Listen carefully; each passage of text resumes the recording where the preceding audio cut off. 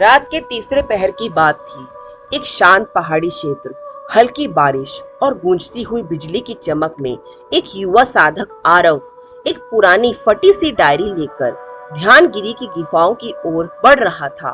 उसके चेहरे पर भय भी था और उत्सुकता भी।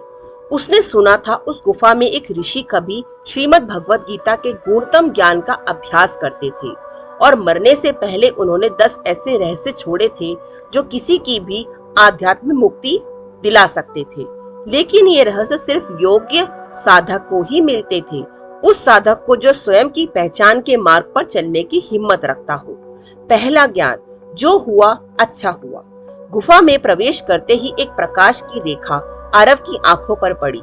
एक दीवार पर श्लोक लिखा था, जो हुआ वह अच्छा हुआ, जो हो रहा है वह भी अच्छा हो रहा है और जो होगा वह भी अच्छा होगा। आरव हैरान था। पिछले जीवन में उसके साथ बहुत कुछ अन्याय हुआ था, पिता की मृत्यु, नौकरी से निकाला जाना और प्रेम में धोखा। परंतु उस पर उसे एहसास हुआ वह जो आज इस गुफा में खड़ा है वो उसी दुख की वजह से यहाँ पहुंचा है, तो उसे स्वीकार्यता मिली। अब दूसरा ज्ञान, कर्म कर फल की चिंता मत कर। गुफा के अंदर एक मूर्ति थी अर्जुन और कृष्ण जी की। उसके सामने लिखा था, कर्मण्यवाधिकारस्ते मा फलेषु कदाचन। आरव ने सोचा, आज तक वह हर काम इस डर से लालच से करता था कि फल क्या मिलेगा। अब उसे समझ आया जीवन का असली संतुलन कर्तव्य में है, अपेक्षा में नहीं। तीसरा ज्ञान, आत्मा अमर है। गुफा के अंधेरे भाग में एक पत्थर की दीवार थी जहां लिखा था, न जायते म्रियते वा कदाचित। आत्मा कभी जन्म नहीं लेती, न मरती है। उसने आंखें बंद की और सोचा, जब शरीर नश्वर है और आत्मा अमर है तो डर किस बात का। जो आज तक मरा वह सिर्फ शरीर था, भावनाएं नहीं थी। मौत के भय से उसे पहली बार मुक्ति मिली। चौथा ज्ञान, मनुष्य खुद का मित्र और खुद का शत्रु है।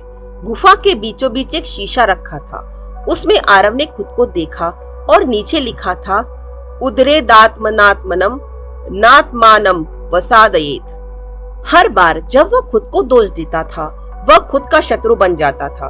वह पहली बार उसने खुद को गले लगाया, भीतर एक हल्कापन महसूस हुआ। पांचवा ज्ञान, इंद्रियों को वश में करना ही असली विजय है। एक कोने में एक प्रतीक चिन्ह था, एक सिंह जो अपनी परछाई से डर रहा था। नीचे लिखा था, संयम ही शक्ति है। आरव ने जाना, जितना वह अपने लालच, गुस्से, भय और भटकाव से लड़ा उतना ही जीवन में भटका। जब वह शांत हुआ उसे दिशा मिली। छठा ज्ञान, मोह ही दुख का कारण है। गुफा के अगले हिस्से में एक टूटे हुए खिलौने की मूर्ति थी। उसके साथ लिखा था, मोह से दुख जन्म लेता है, मोह रहित बनो। आरव ने महसूस किया वह जिन चीजों को पकड़े बैठा है, भूत, रिश्ते, असफलताएं, वह भी उसे नीचे खींच रही है। उसने कल्पना में वो सब छोड़ दिया, उसे जैसे कोई मुक्ति का आकाश मिल गया हो।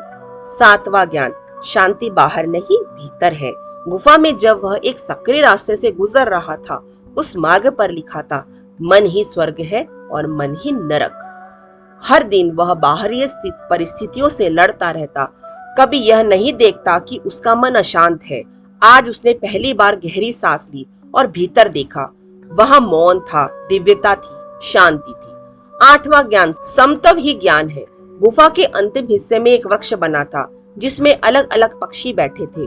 रंग, रूप, आवाज सब अलग, लेकिन वृक्ष ने सबको एक जैसा स्थान दिया। जो सुख दुख, सम्मान अपमान, लाभ हानि में सम रहता है वही ज्ञानी है। आरव मुस्कुराया। उसे अब न जीत की चिंता थी न हार का भय। उसने खुद को जीवन से जोड़ लिया, बिना अपेक्षा, बिना भेदभाव। नौवां ज्ञान, सत्य की खोज आत्मा से शुरू होती है। अब सामने एक दिया जल रहा था।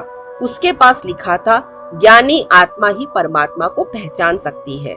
आरव ने दिया हाथ में लिया और उसकी रोशनी अपनी छाती पर रख दी। सत्य बाहर नहीं भीतर है। यह वाक्य जैसे उसके रोम रोम में समा गया।